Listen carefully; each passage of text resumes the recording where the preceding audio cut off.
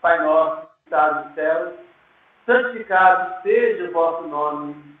Venha a nós o vosso reino, seja feita a vossa vontade, assim na terra como no céu. O pão nosso de cada dia dai-nos hoje.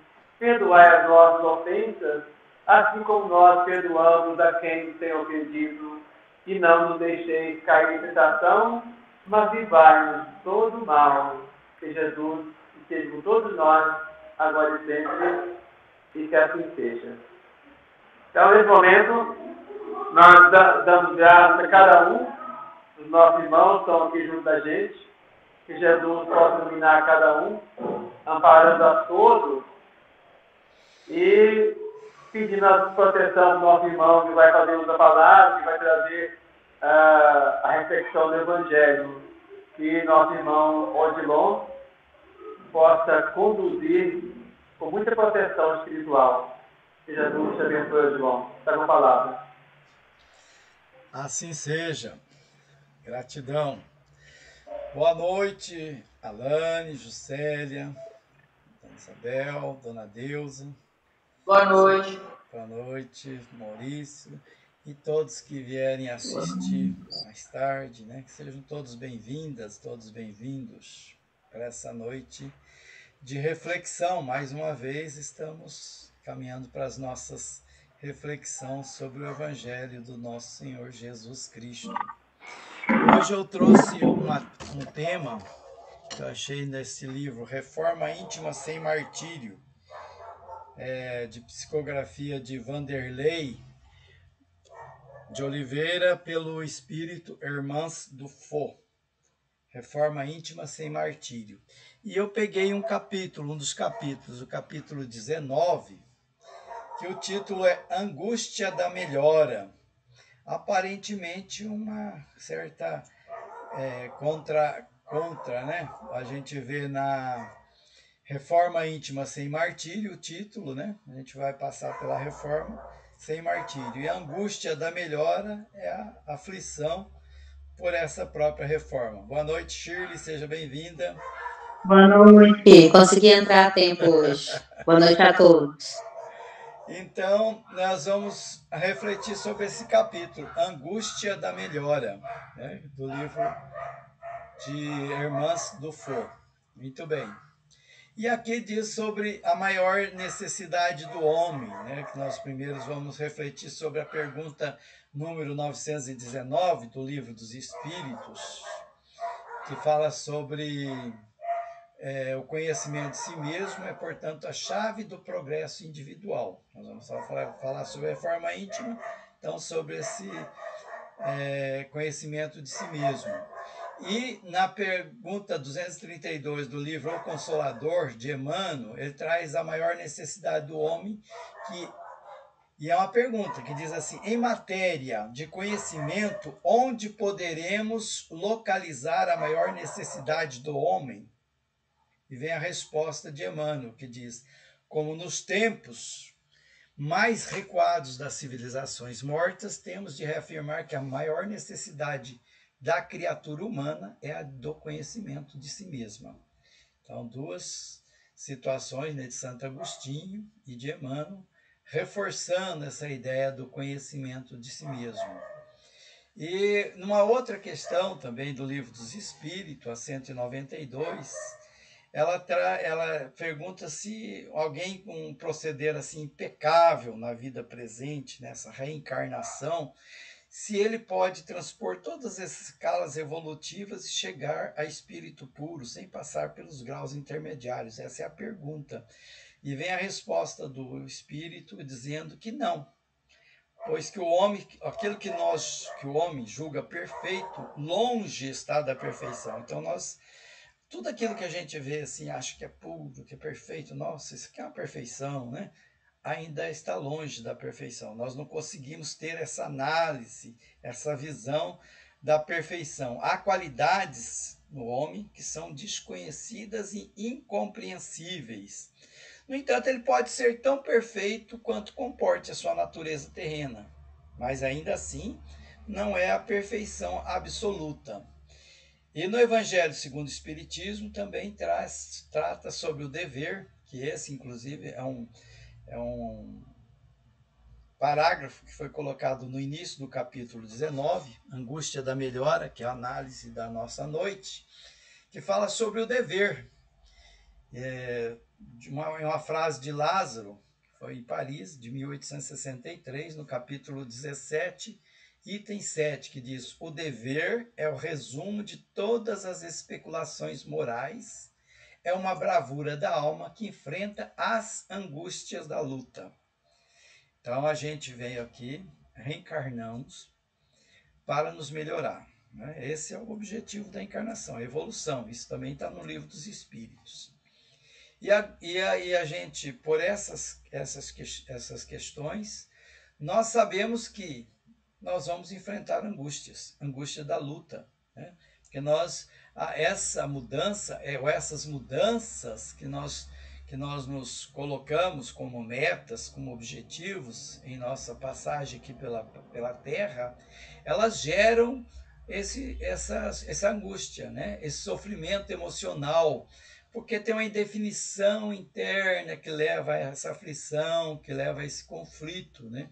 Nós estamos buscando essa mudança, e essas mudanças provocam algumas reações emocionais, alguns conflitos, e esses conflitos eles podem gerar o desequilíbrio psíquico, emocional, e esse desequilíbrio ele reflete também os seus reflexos, alcança o corpo físico, com dores no peito, alteração respiratória. A gente conhece bem sobre isso quando fala sobre ansiedade, por exemplo, né? Pessoa que está numa crise de ansiedade tem os sintomas muito fortes de um efeito físico, né? De um efeito enfermiço do corpo físico, tem taquicardia, dificuldade para respirar, a pessoa acha que já vai morrer mesmo, já vai desencarnar, e aí leva no hospital, faz todos aqueles exames, deixa lá às vezes um dia inteiro tomando soro, os médicos observando, e depois chega à conclusão que fisicamente não tinha nenhum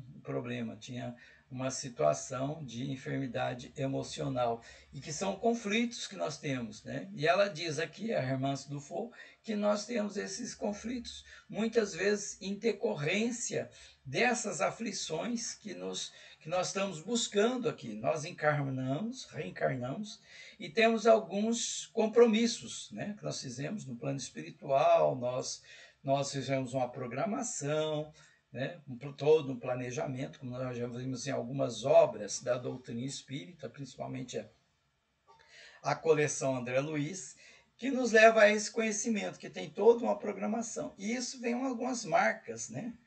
Então nós estamos nessa luta. As tendências que nós trazemos, de equívocos do passado, que nos levam muitas vezes a querer repetir equívocos, e aquelas compromissos que nós fizemos lá no plano espiritual, que nós desejamos, né? Então há um descompasso aí entre o desejo, o sentimento que nós temos com relação a esse desejo, né, que nós temos de mudança, de cumprir os compromissos que nós assumimos, e a escolha que fazemos, que algumas vezes, agindo pela nossa vontade, nós nos deparamos, né, com escolhas equivocadas. O conhecimento espírita, ele leva também a essa angústia existencial, porque através do conhecimento espírita, nós temos mais lucidez dessa questão comportamental, dessas propostas que nós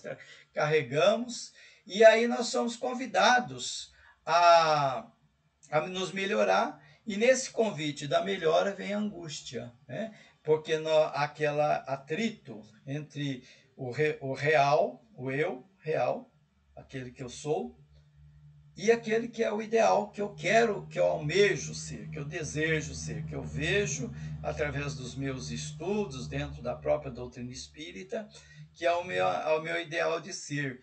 E aí eu entrego essas faixas de burilamento, quero resultados, mas vem as faixas de conflito. E há uma batalha interior e no sentimento de buscar, né, essas mudanças, né, esse progresso moral, e eu fico com baixa tolerância, muitas vezes pelas minhas imperfeições, pelos meus fracassos, né? Como nós vimos lá no, no último livro que nós estamos estudando, Missionários da Luz, né? Alguns equívocos, né? Algumas pessoas que reencarnaram e levaram a reencarnação com fracasso. Então chega lá com muita dificuldade, muitos sofrimentos. Então essas propostas de progresso moral que nós trazemos, elas então entram em conflito com a realidade que nós enfrentamos aqui nessa encarnação, com as nossas vivências aqui na Terra. E nós ficamos em postura de inaceitação, né? Temos dificuldade de aceitar. Alguns vai para indignidade, né? Se acha indigno, né? Porque busca o perfeccionismo, e esse quadro mental ele leva a uma exaustão, a um cansaço mental, um cansaço de si mesmo, um cansaço daquela postura que está tendo até aquele momento. Vimos também essas passagens, algumas questões até de espíritos que estão no plano espiritual, né, desencarnados, que também sentem essa estafa, está preso a determinadas situações, né, de equívocos, e já sente desejo de sair dela, mas o desejo ele ainda não é o suficiente para sair daquela situação, porque vem o temor, né, do novo, de não dar conta e tudo mais. Então vem aquilo que a irmã Dufour chama de senhas do terrorismo, né? Que é aquelas frases negativistas, negativas que nós criamos em nós mesmos. Ah, eu não vou dar conta, não tem valido a pena esforçar, afinal eu me esforcei tanto, e olha só o que deu, né? Não consegui, estou cansado de viver, não vai ser. E vem então a questão da condição mental do desânimo. O desânimo é aquele convite, um adversário, um grande inimigo nosso desse esse crescimento espiritual, que é aquele convite para a gente paralisar, para a gente não seguir em frente, para a gente não avançar. E eu quero, então vem aquela angústia, né? De novo, eu quero ser melhor e não consigo, né? Tanto quanto eu gostaria, e esse trajeto vai me causando desânimo, e o desânimo traz o desejo de parar, por causa de eu querer ser alguém melhor. E para agravar, então, vem esses desejos, esses sentimentos, nessas senhas do terrorismo, como eu disse, né? Que são de fuga, né?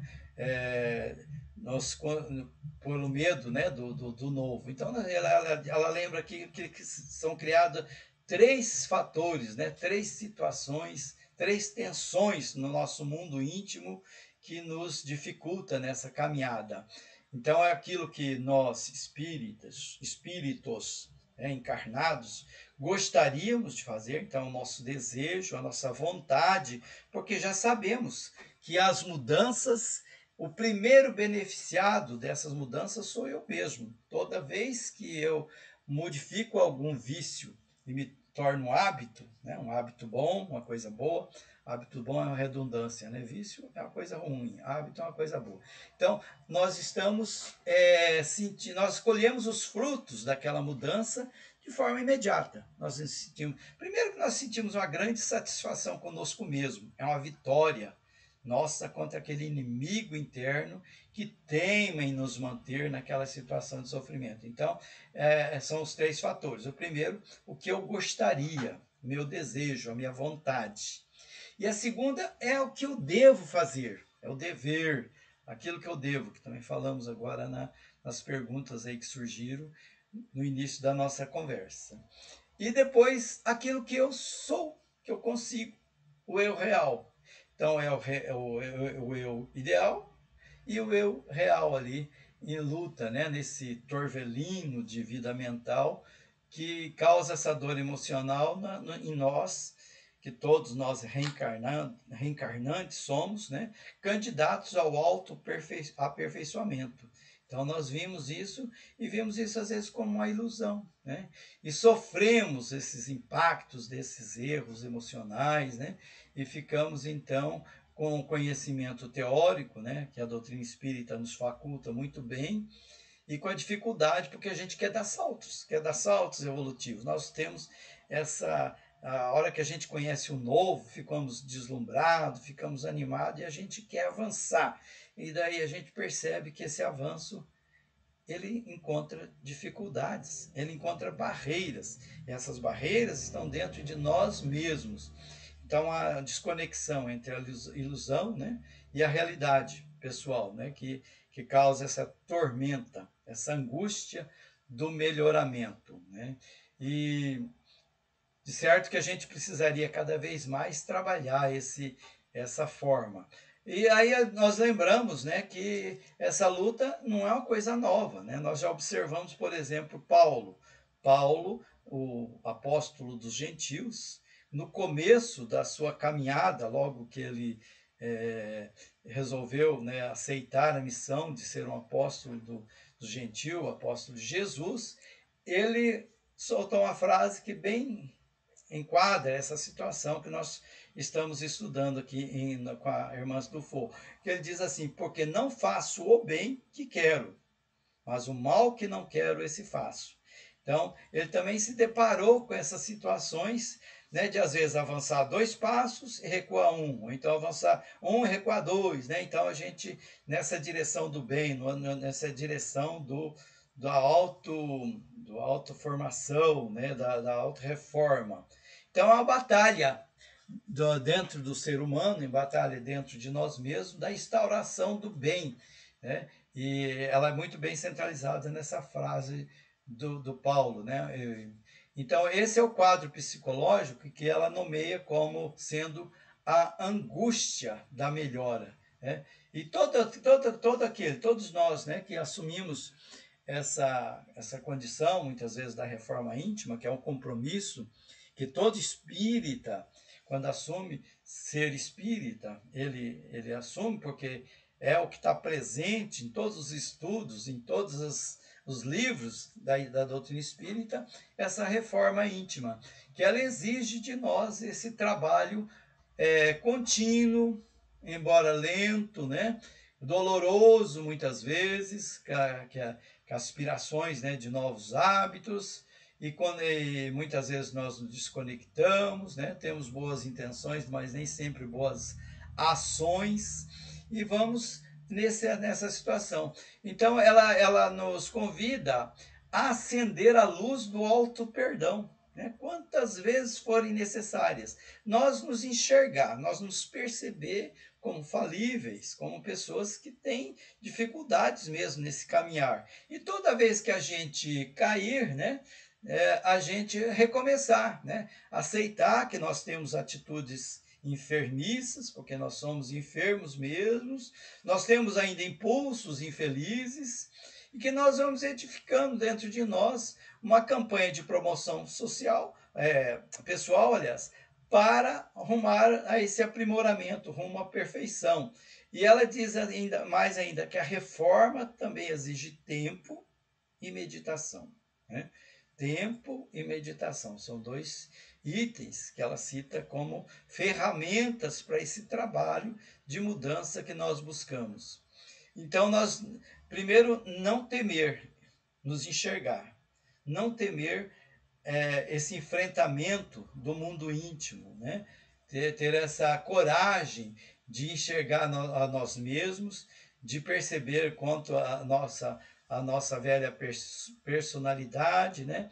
Encarar com amorosidade, com pacificação, ao invés de cobrança, né, muito extrema entre nós e tristeza, ela convida ao autoexame, né, que a gente faz principalmente na questão quando nós caímos em erro.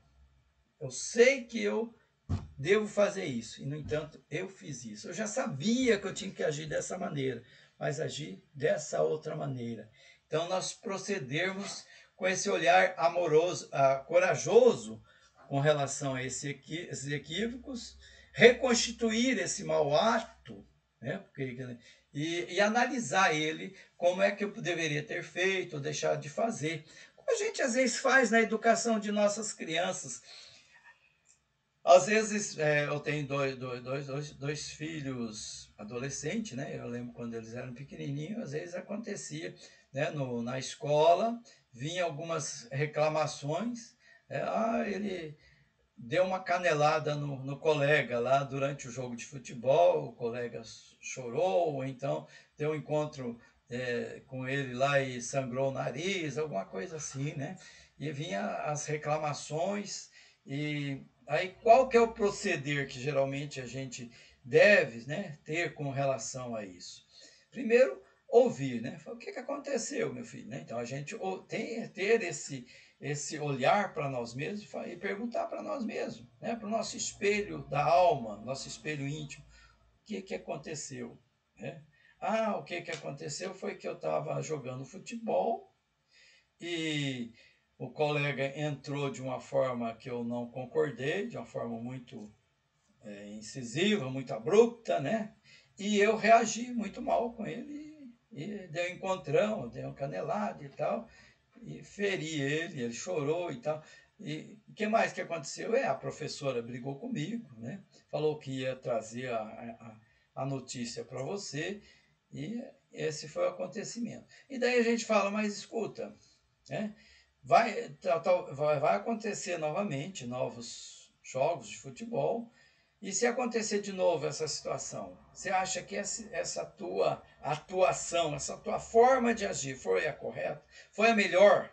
Né? Trouxe resultado bom para todos? Não, claro que não. Para mim, eu, né, fui chamado a atenção, né, isso não é bom, me gerou um, uma coisa desagradável dentro de mim. A professora ficou triste comigo, o colega ficou triste, ainda que momentaneamente, porque criança briga e daí a pouco estão tudo de bem, né? E, então teve uma série de ocorrências, né, em decorrência desse ato, que trouxe consequências ruins. Não teria um outro caminho mais fácil, que desse um resultado diferente? Sim, qual caminho? Eu poderia, de repente, fugir, né, do encontrão, né? Ou deixar para lá, se eu fui, né, derrubado, alguma coisa assim, né? Então, esse procedimento corajoso da reconstituição do mau ato, né, que nós somos convidados. Então, ele é convidado a isso. Então, essa reflexão que nós fazemos com a criança no processo educativo, nós podemos fazer com essa criança interior que está dentro de nós, que ainda teima em ser imaturo, ainda teima em agir de forma atabalhoada, de forma impulsiva em determinadas situações, né? Às vezes eu estou lá na fila do caixa de um mercado, alguém me passa na frente e eu vou lá e brigo, né? Exijo meus direitos, né? Uma coisa desagradável, desnecessária muitas vezes. E aí, num segundo momento, eu penso aquilo, eu falo, realmente não foi legal, né? Eu demonstrei o que é a pior de mim, né? Não é bom isso. Aí passa o tempo, eu, eu vou então numa mesma fila de mercado, e alguém passa à minha frente, eu já não faço nada. Mas dentro de mim fica aquela raiva, né? Aquela ira. Ainda não está bom, porque a coisa nasce aqui dentro. E aqui dentro é que o prejuízo faz mais mal para mim. Né? É o que eu gero de sentimento, de emoções em desequilíbrio, que me traz as enfermidades emocionais e físicas, até mesmo como foi dito antes. Então eu posso me reconstituindo, né? me reformando aos poucos. Eu vou me analisando, falo, não, melhor é isso, é compreender que o outro, né, de repente ele é imaturo, ele é mesmo dessa maneira, ou então ele está apressado porque ele tem alguma situação para resolver urgente, né? Isso é bom que ele resolva mesmo, que eu não leve mais aborrecimento, mais energia, né? Às vezes a pessoa tem o proceder, né, encarado pela sociedade como bobo, né, ingênuo, é bobo, olha, deixa as coisas acontecer, é melhor do que aquele esperto que cobra justiça, cobra posições do outro em seu benefício, e na verdade ele causa mais bem, né, mais dor, né, para ele mesmo, primeiramente, e depois para o outro. Então a gente tem esse trabalho, né, com o dever, né, que é uma aventura nossa, de nós, né, espírito, em relação a enfrentar a angústia das lutas. Então, a gente não descuidar do dever. Esse é o convite, né? Então, somente a criação de hábitos, né? Que esses hábitos é que eles vão gerar energias que vão melhorar o nosso raciocínio, o nosso sentimento. Nós vamos romper essa cobertura, essa carapaça das enfermidades morais, e vamos ter então dentro de nós a plenitude, enfrentar então nos superar até na questão da angústia, da depressão, do desânimo, do desamor a nós mesmos, através desses pequenos comportamentos. Então esse comportamento, volto a repetir aqui, né? Ele traz benefícios para aquele que tá adotando ele. Então, é a recomendação de sair dessa situação. Ela diz até: trabalhar, trabalhar e trabalhar sem condições e exigência para burilar essa questão do dever. Na medida que nós vamos caminhando, nós vamos conquistando a paz íntima e o domínio mental, e que são assim antídotos eficazes, né? Que a partir do momento que nós vamos realizando essa análise, essa autoanálise, nós vamos adotando medidas de prevenção, profiláticas, que ela diz, né? Dilatando poder em favor da nossa paz. E depois ela lembra da vigilância e a oração, que é o que o Cristo também nos trouxe, né? Orai e vigiai e orai, né? Então é uma prevenção. A vigilância, o que é? É a prevenção, não é uma guerra. O que o vigilante faz? Ele vigia, né? Então aquele eu interior que está sempre atento, né? Sobre o que está acontecendo à minha volta, sobre situações que poderão desencadear dentro de mim alguma emoção desagradável, né? Um sentimento ruim, um sentimento que vai gerar energias destruidoras, energias deletérias. Então, a função do vigilante é o quê? É vigiar, não é atacar. Então, quem vigia, ele vigia algo para que não seja surpreendido pela agressividade daquele algo, daquela, né? Então, nós estamos vigiando os nossos inimigos internos, né? Quais são os nossos inimigos internos? O orgulho, principalmente, que é citado no Evangelho. Orgulho e egoísmo são as duas chagas maiores que estão sempre à espreita, né? Imagine, orgulho, aquele que eu não posso abaixar a cabeça, eu não posso me colocar na condição de inferior ao outro, eu tenho que sempre estar na condição de superioridade. Então, esse é um inimigo respeitável, que a gente tem que encarar ele de forma assim, falar, olha, tem que vencer ele, mas vencer de uma forma tranquila também, né? Vigilância, né? Porque quando ele surgir, eu tomar alguma medida profilática para evitar que ele ecloda, né? Então, eu me disciplinar, né? Então, o terreno da vigilância é esse, né? Na reforma íntima, ele significa estar atento ao inimigo, aquele inimigo que pode nos causar prejuízo. Aquele homem velho que somos nós, né? Que herdamos de vidas anteriores.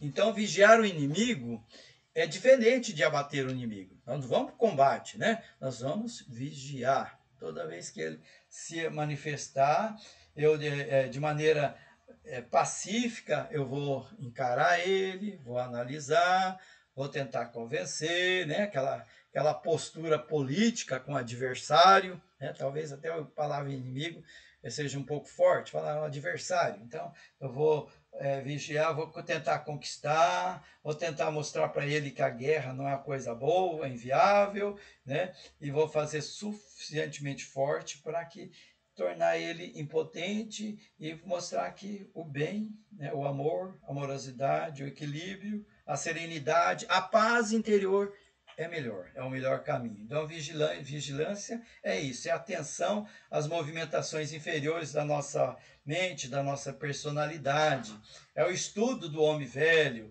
das nossas tendências, né? Isso requer assim muita disciplina. E a outra coisa, né, o vigiar e orar, é a oração. Oração já é uma ação, é um movimento sagrado da nossa mente, é o despertamento das forças superiores. Através da oração eu me enxergo e vejo as necessidades, né, que a alma tem de fazer o bem. Fazer o bem primeiramente para mim mesmo, através de vencer essas tendências, né?